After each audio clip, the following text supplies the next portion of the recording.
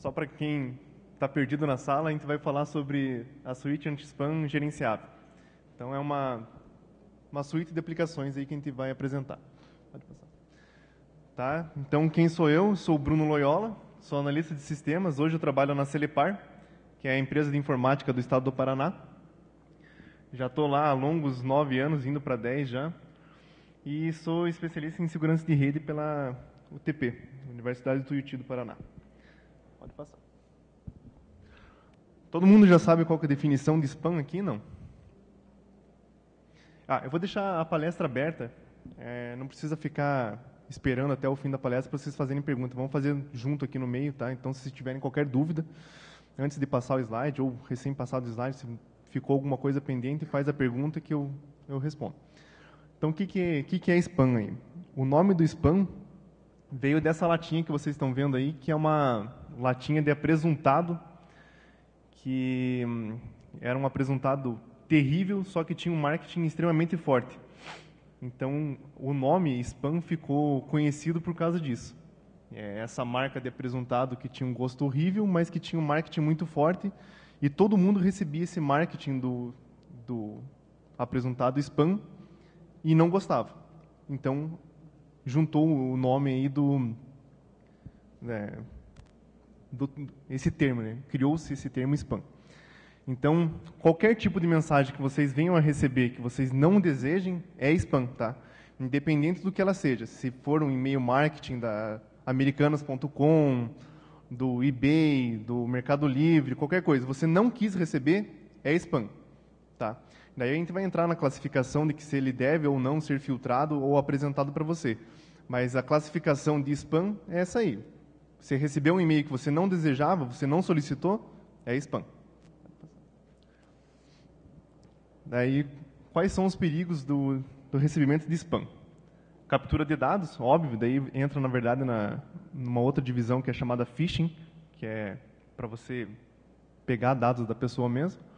A validação de e-mail, que esse é o ponto mais forte que a gente tem hoje, que são, digamos assim, os spams brancos, que eles servem apenas para validar se o teu e-mail de fato existe, para depois aplicar um golpe ou qualquer outra coisa do gênero.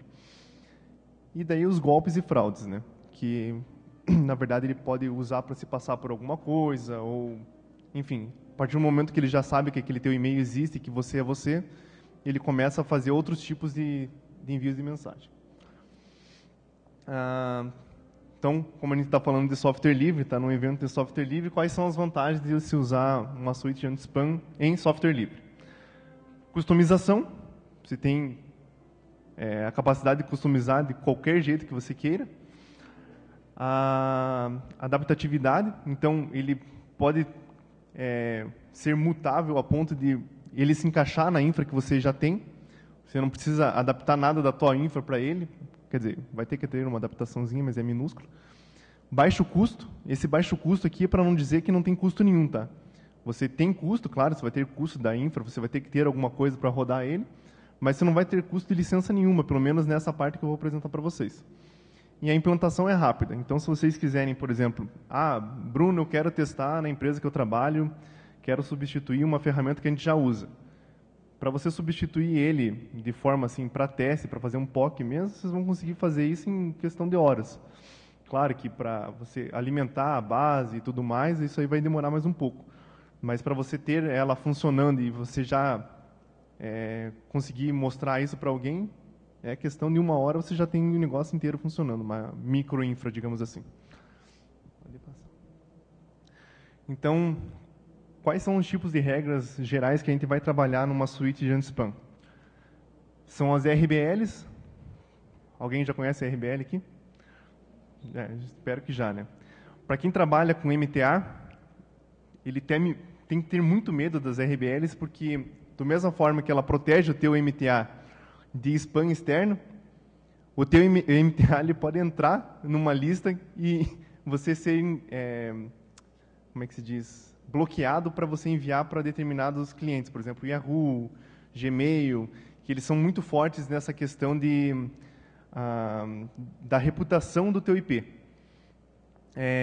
Expressão regular, Então, você consegue fazer umas regras fixas de expressão regular. Por exemplo, eu coloco lá na minha interface que a string aumente o seu asterisco, ele vai ser filtrado, vai ser bloqueado. Eu não quero nem que passe para frente essa mensagem, que é uma sequência de verificação que ele vai fazer. Whitelist e blacklist. Então, da mesma forma que eu usei uma expressão regular para fazer um bloqueio, eu posso fazer uma expressão regular para fazer uma liberação automática. Então, digamos lá que nem no nosso caso da empresa, a gente tem o setor financeiro que ele não pode de maneira nenhuma bloquear uma mensagem para ele, seja uma mensagem válida ou não. Quem vai decidir isso é a pessoa que está recebendo. Então, a gente pega e faz uma regra estática falando, esse e-mail aqui do financeiro, tudo que mandar para ele vai cair na caixa de entrada da pessoa. Porque daí não tem esse negócio de falar, mas ficou preso na solução de anti-spam e a gente deixou de pagar uma conta e agora gerou uma multa. Não tem essa. Vai para a conta da pessoa, a pessoa vai ver o e-mail, se ela não pagou, a culpa é dela, não é da ferramenta. Controle de taxa, isso aqui todos os grandes players aplicam, tanto para envio quanto para recebimento. Então, o que acontece? Se você tem um número muito grande de e-mails vindo de um remetente só, por mais que a mensagem não seja spam, ela vai ser barrada, ela vai ser, como é que se diz? Vai ser colocada em fila, ela vai ser liberada aos poucos, para evitar que a tua infra venha a sucumbir por causa de um remetente específico.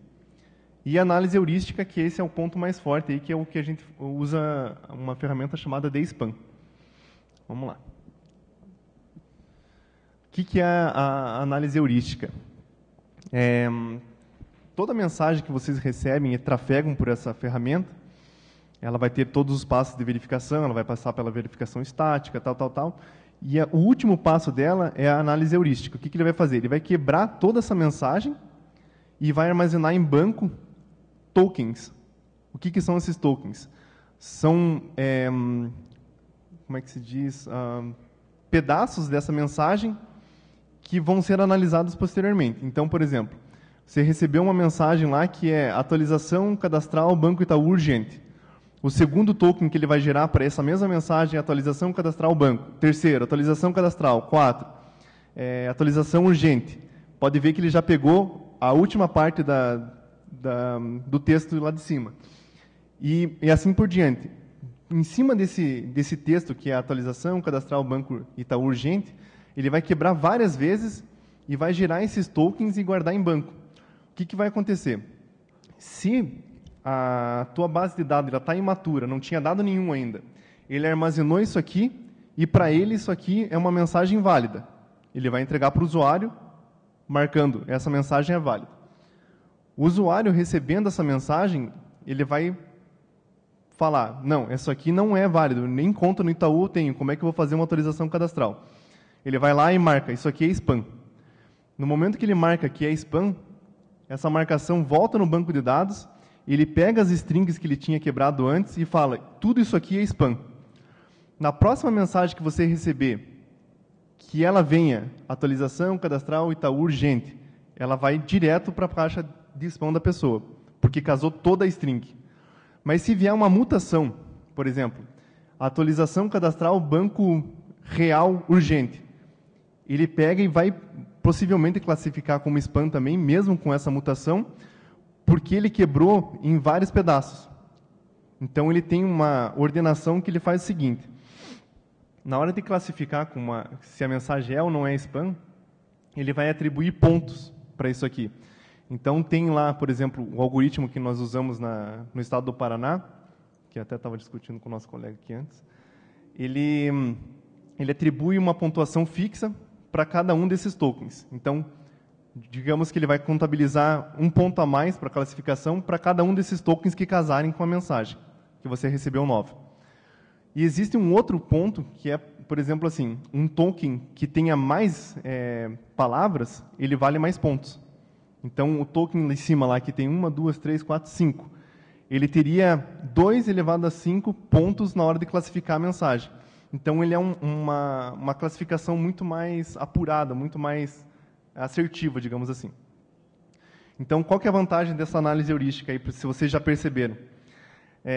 Lembra que no início da apresentação eu falei para vocês que tinha o tipo de filtro que eu podia fazer, o filtro estático, que era por expressão regular.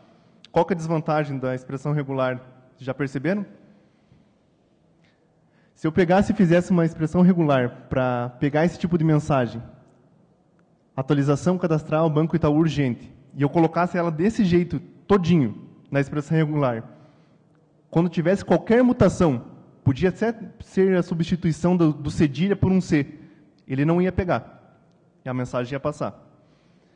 Com o DSPAN, com a análise heurística, eu posso ter N variações em cima da mensagem, que ele vai continuar pegando. Esse exemplo aqui eu coloquei apenas pelo subject, né, só pelo assunto da mensagem, mas ele quebra o e-mail inteiro, inclusive o corpo. Tá? Então, isso também vale lá para a expressão regular. Então, o spammer, ele não fica mandando o mesmo spam N vezes, tá? Ele fica mudando a mensagem dele o tempo todo.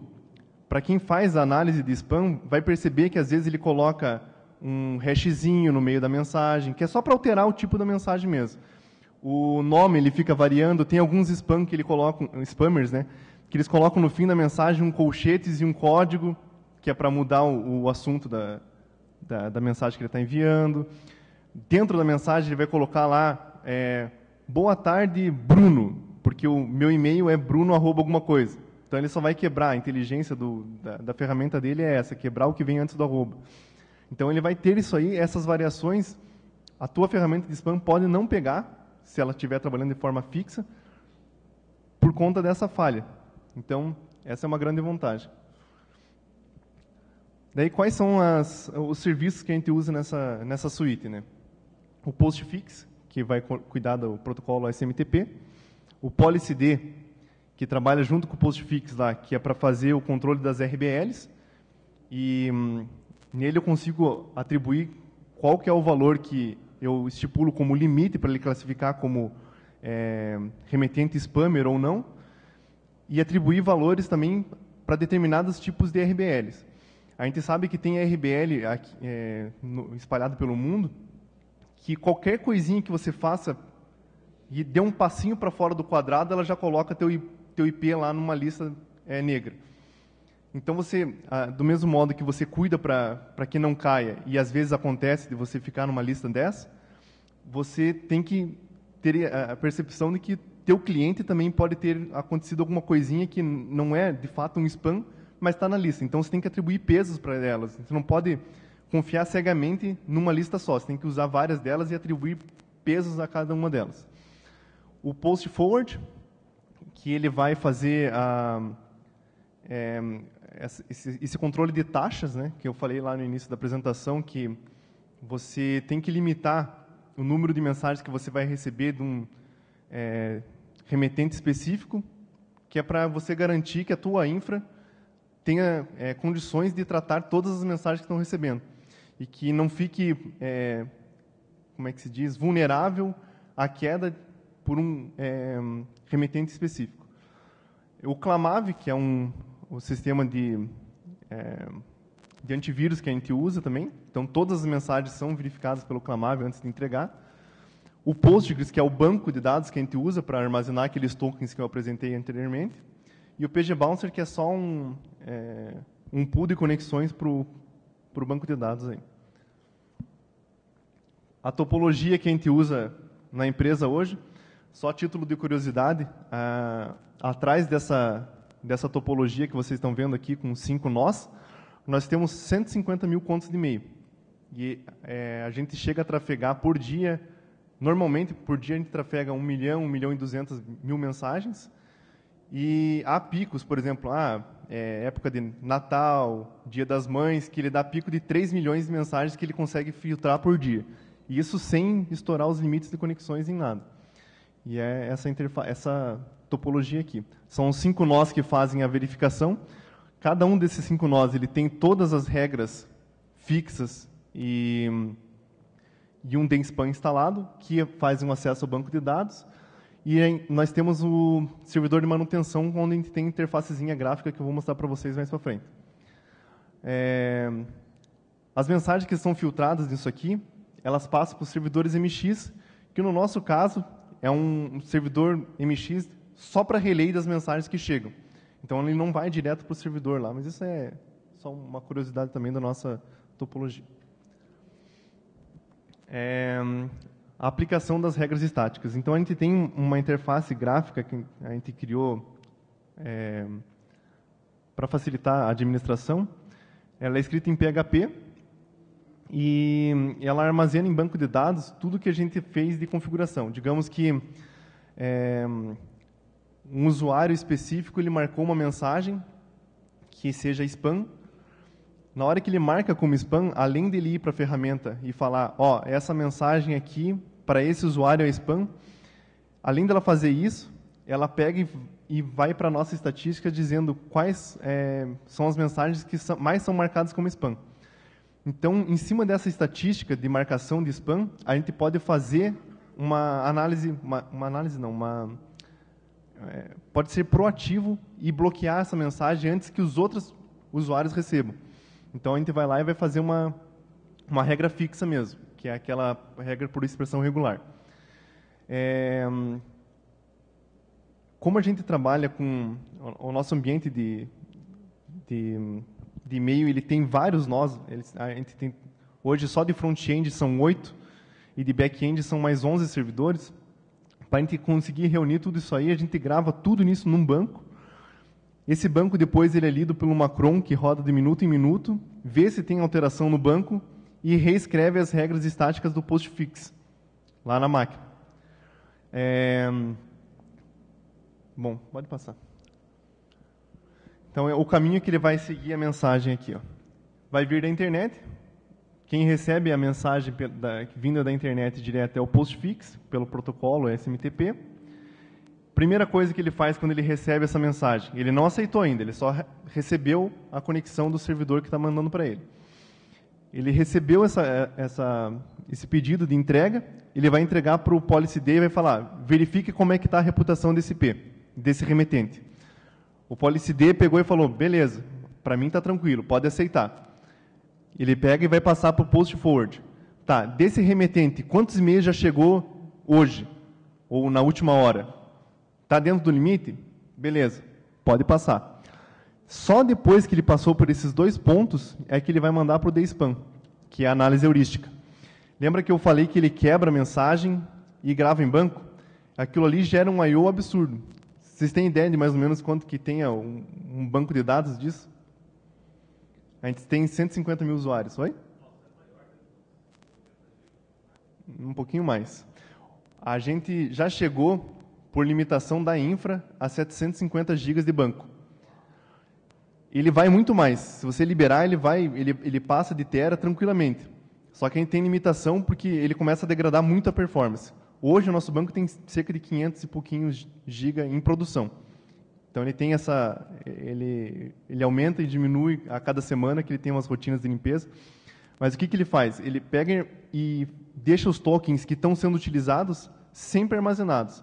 Então, se em algum momento a pessoa marcou como spam, aquilo lá ele não vai perder, enquanto estiver sendo usado. A partir do momento que a pessoa parar de receber mensagem com aquele tipo de token que ele está marcando, atualizando, digamos assim, de novo ele recebeu com esses tokens que estão marcados. Ele vai excluir aquele token, ele verá espaço. Antes disso, ele vai ficar o tempo todo marcado. E por que essa base é tão grande? A gente faz o armazenamento desses tokens por usuário. Imagino que todos vocês aqui tenham um endereço de e-mail nesses players gigantescos como Yahoo e Google e tudo mais. E vocês já devem ter percebido que quando vocês recebem uma mensagem, por exemplo, da Americanas, eu vou usar de novo o exemplo. Você recebeu uma mensagem da Americanas, ela não vai ser classificada como spam a priori, exceto no Gmail agora, que tem até a classificação de se é promocional ou não é, né? Mas, digamos, vamos voltar lá. Vamos voltar para o Yahoo, que não tem isso ainda. Ela não vai classificar como spam, porque, para ele não sabe se aquela mensagem foi solicitada ou não. Quem vai dizer é você. Então, como é que eu vou fazer uma aplicação generalista se a pessoa pode querer receber aquela mensagem? Eu tenho que fazer ela bem granular, eu tenho que fazer ela por usuário. O que pode ser spam para mim, pode não ser para vocês. Por exemplo, peixe urbano. Eu não quero receber mensagem do peixe urbano, mas meu colega quer. Ele faz compra do peixe urbano diariamente. Então, para ele, não é spam.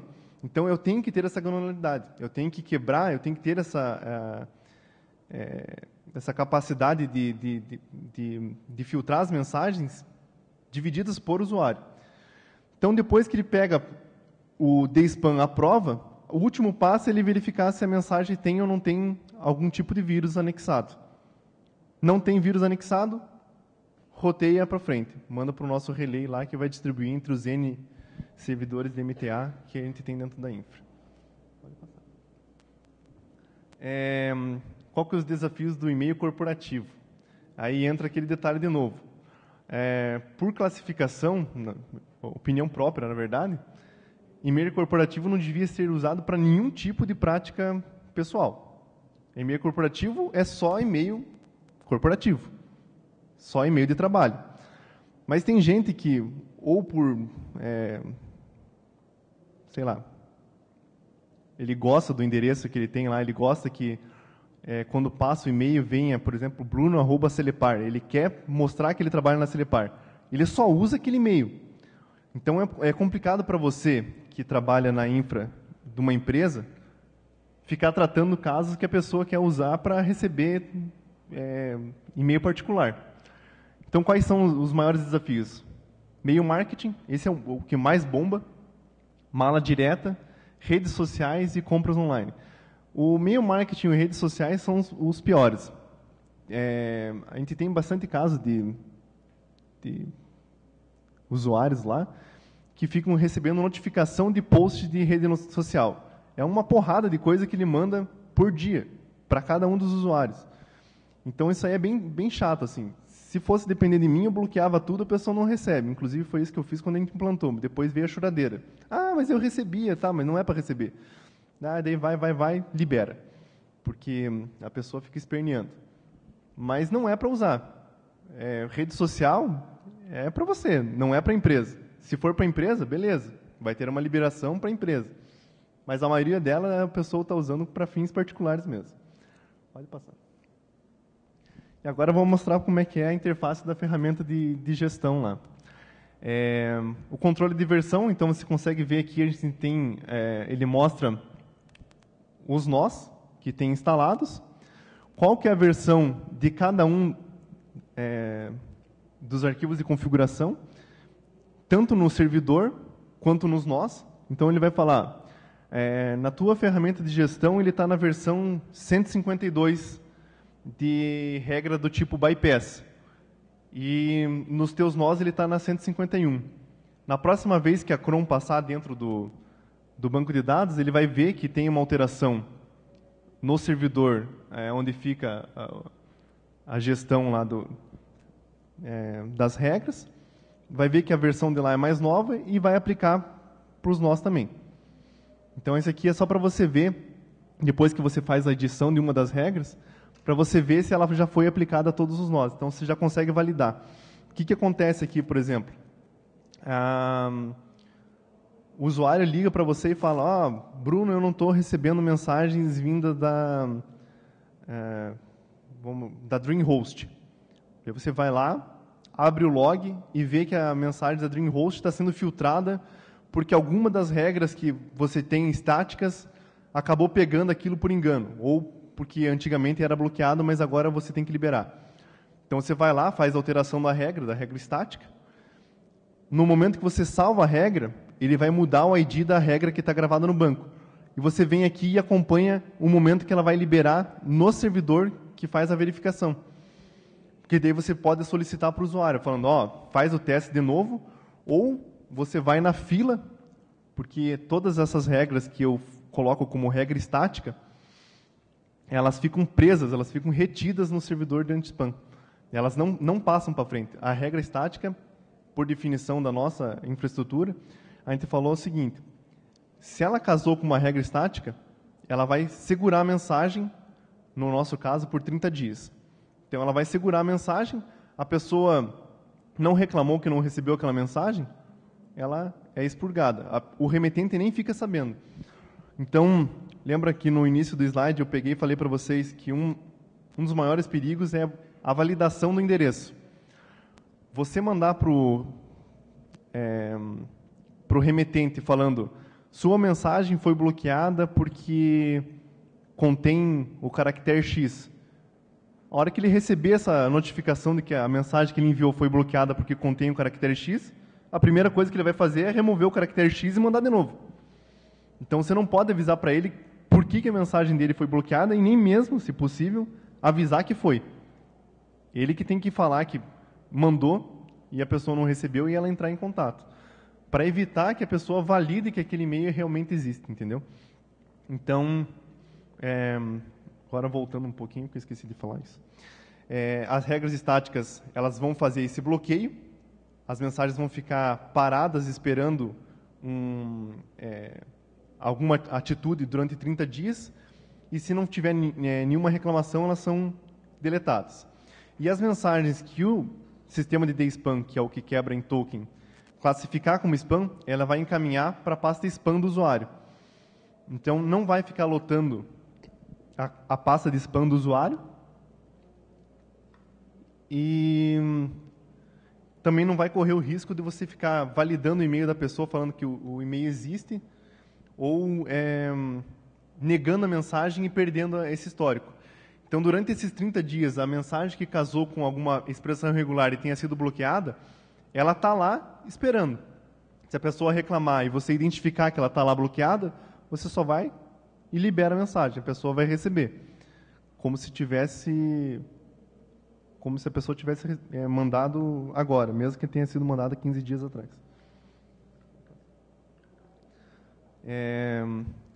Aqui são as listas de redes.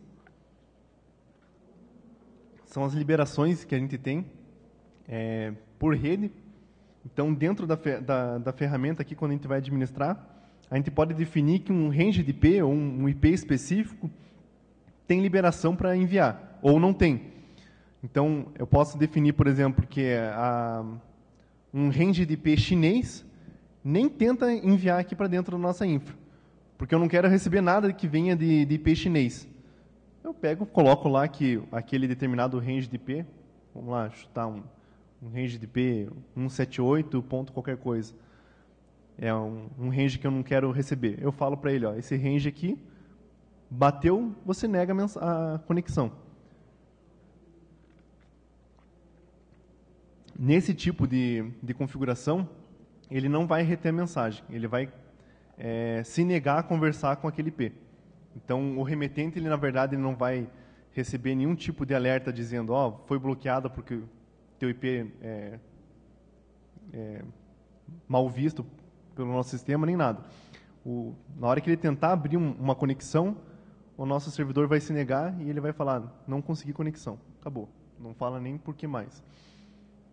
Então, a gente consegue fazer esse controle aqui também para falar que um determinado cliente pode mandar, independente do que seja. Pode fazer também. Lista de domínios. Então, aqui a gente define quais são os domínios que vão ser tratados por essa ferramenta. Então, consigo falar para ele, por exemplo, o domínio Celepar PR-Gov.br você vai receber e tratar, e o domínio Celepar Gov.x você nem recebe. Então, beleza. Ele vai receber o Celepar PR-Gov.br e qualquer outro domínio que seja diferente desse, ele não vai fazer todo aquilo tratativa. Ele vai ignorar, porque não é um domínio reconhecido por ele. Ele não tem por que você ficar consumindo recursos da tua infra se você não tiver, se você não falou para ele que aquele domínio é um domínio válido. Pode falar.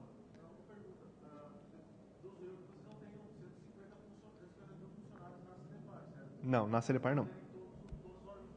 Sim.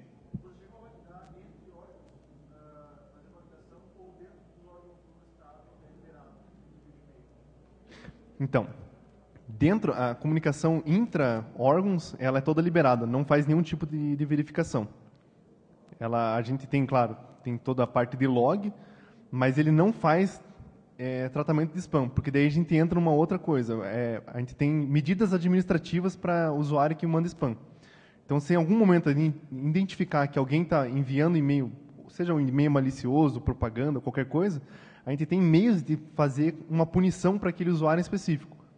Primeiro, porque a gente tem o controle da caixa postal dele, a gente sabe quem é e onde trabalha. Então, a gente consegue tomar algum tipo de ação. Diferente de uma pessoa que venha mandar e-mail de fora. Então, de dentro a gente não faz verificação, só o que recebe de fora. E a mesma coisa que a gente faz quando recebe, a gente faz quando envia também.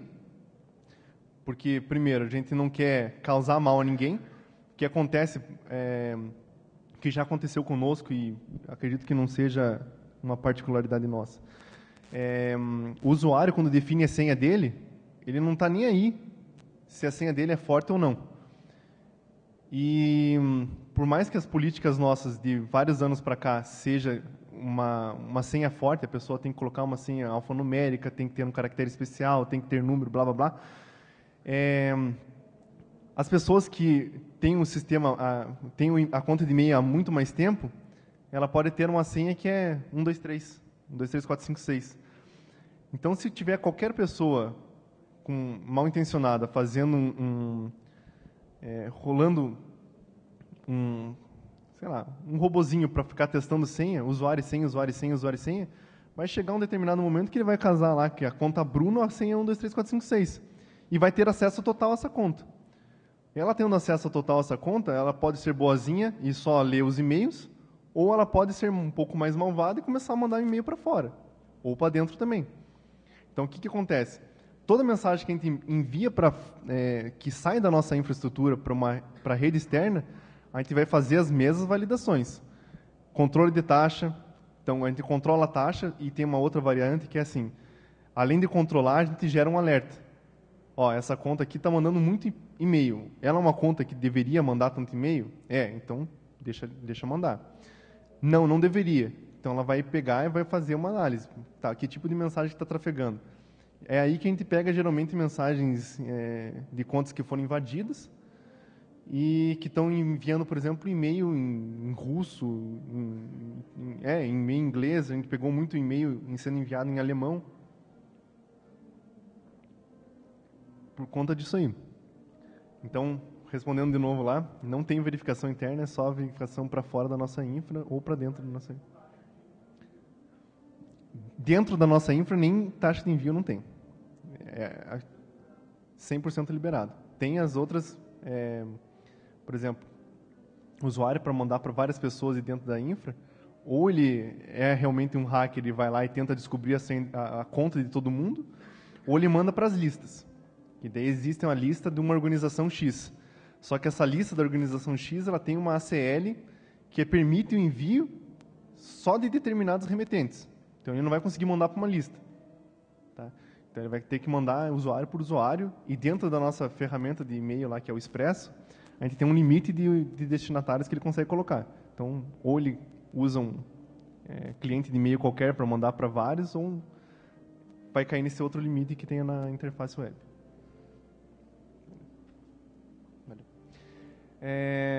A expressão regular, que eu apresentei para vocês lá no início da palestra também. Deixa eu ver se tem algum exemplo que esteja legível aqui. Não tem. Tá. Mas, enfim, eu consigo colocar uma expressão regular como vocês fariam no bash da tua máquina também. É bem simples. Eu quero pegar, por exemplo, liberar... fazer o bloqueio de qualquer coisa que tenha @cloud.com. Eu vou lá, coloco que @*cloud.com vai ser bloqueado. Então, tudo que vier desse remetente, ele vai pegar e vai colocar na fila. Vai ficar retendo na fila. Por que usei esse exemplo do cloud? Hoje a gente tem uma porrada, para não dizer zilhões, de sistemas que são para envio de spam. Você não precisa ter nada, você não precisa nem ter a base de clientes para você mandar isso. Você só contrata, por exemplo, tem o MailChimp, não sei se já ouviram falar, que é envio de um marketing online, que é uma porcaria, é um macaco, o símbolo dessa ferramenta, MailChimpanzé. Ele pega e fica disparando uma porrada de e-mail para todo mundo.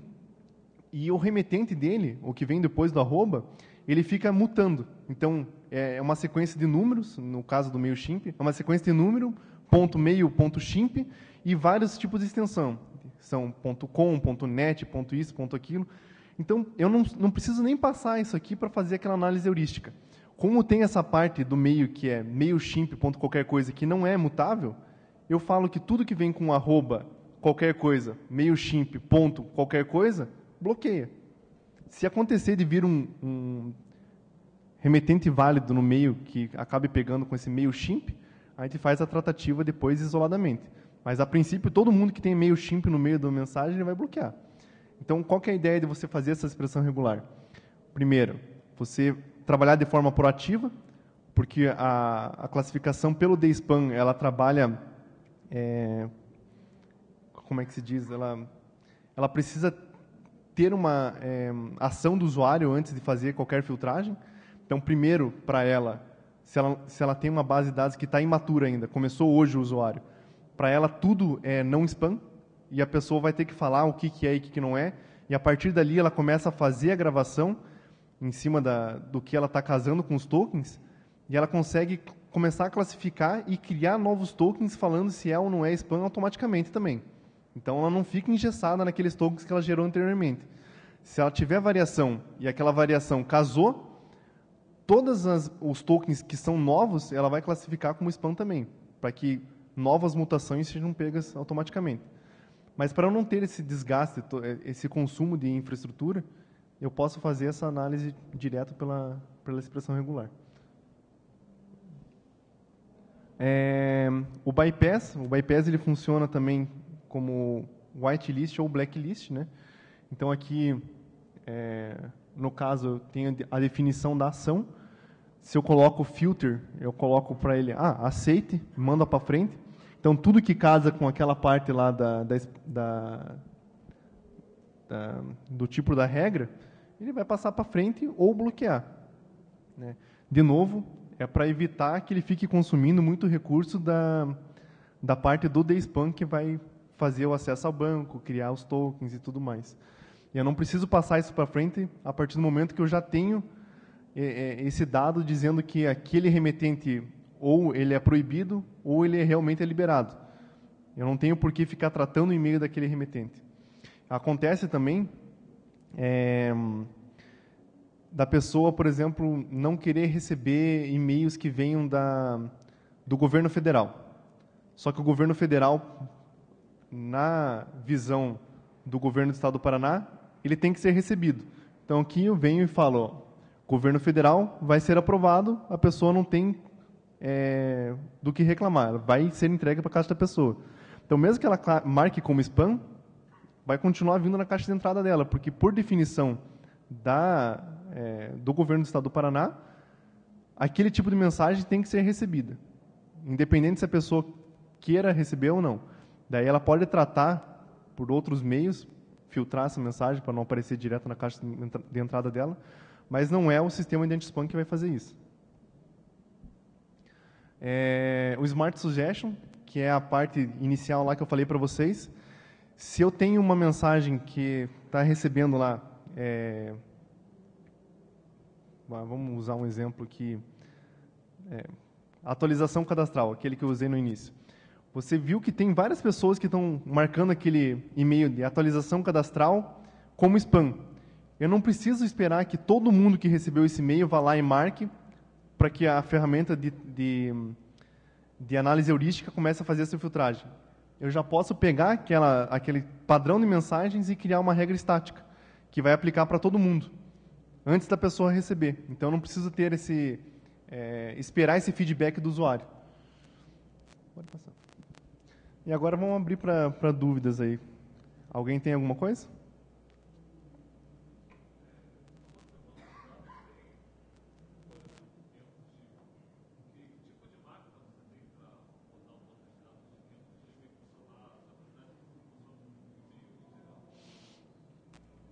Cara, hoje, por incrível que pareça, a nossa máquina é uma máquina virtual. Ela está virtualizada em cima de um cloud da VMware.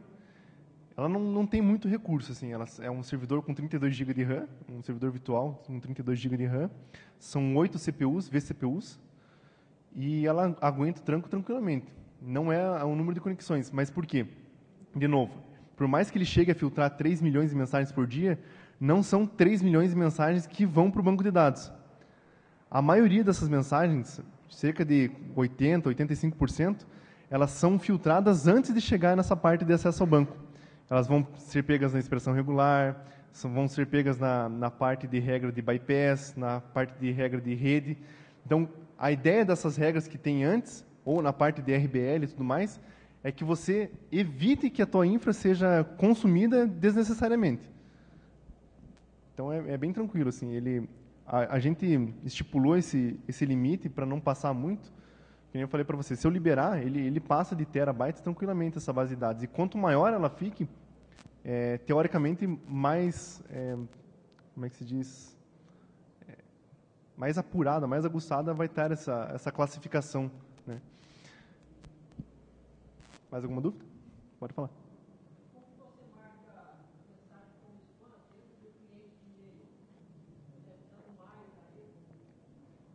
Tá, existem duas maneiras de você fazer essa marcação.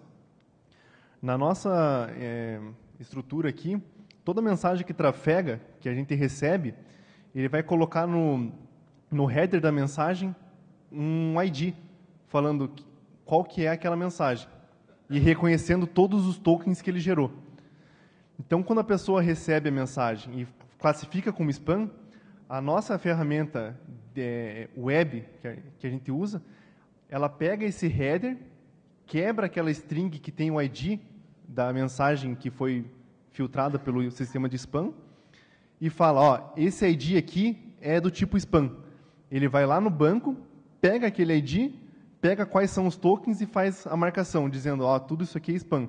E, ao mesmo tempo, ele pega e move a mensagem para a pasta de spam. Um outro meio que você poderia trabalhar, por exemplo, a gente não usa, mas se você não tiver se você não tiver como mudar a ferramenta de e-mail que você usa, ela não tem como fazer essa quebra do header pegando o ID. Você pode simplesmente jogar essa mensagem para um e-mail específico, por exemplo, spam, qualquer coisa, e essa caixa de mensagem depois é lida pelo sistema. Então, tudo que ele receber nessa caixa de entrada spam, ele vai ler, vai pegar os tokens, vai gerar de novo, na verdade, ele vai ver já que já existia para aquele usuário e vai marcar como spam. Então, tem esses dois métodos. Como a nossa ferramenta de e-mail ela foi desenvolvida por nós mesmos, então a gente fez essa... inclusive, está aqui o nosso colega desenvolvedor, levanta a mãozinha, não, lá em cima, isso. É ele que fez essa parte aí. Respondi, não? Mais alguma dúvida? Bora.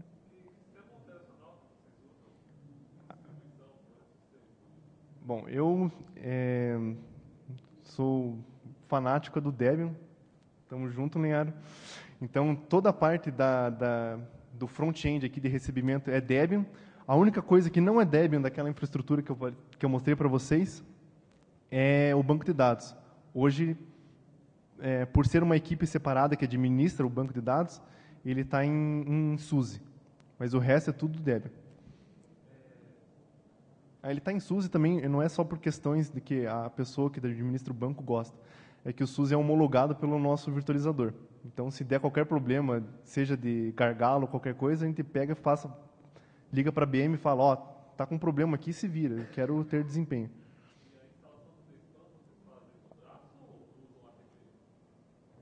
Hoje, ela está no braço, mas na verdade, assim, aqueles sistemas que eu mostrei para você, aqueles serviços, é um apt tranquilo, não precisa basicamente nada. O que você vai precisar para fazer funcionar, de fato, a suíte toda, são alguns arquivos de configuração. Daí isso aí a gente pode passar para vocês. Né? Mas é bem tranquilo. Hoje a gente não tem um instalador, não tem um modozinho Next, Next, Finish. Mas ele é muito rápido. Você instalando pelo gerenciador de pacotes que você tiver, você instalando os serviços, você só joga um arquivo de configuração lá e está funcionando. Não tem crise mesmo. Ferramenta de e-mail de web, você está dizendo? É o Expresso. Expresso Livre. Versão 2, a boa. A 3 não vai. Mais alguém? Não? Eles pediram para fazer a avaliação da palestra pelo aplicativo, pelo Macadu. Não, mas tem que classificar como boa, independente se gostaram ou não. Só para contar ponto lá. Então é isso, pessoal. Se ninguém tiver... tem que fazer um token lá. Beleza, é isso aí então. Valeu por terem vindo.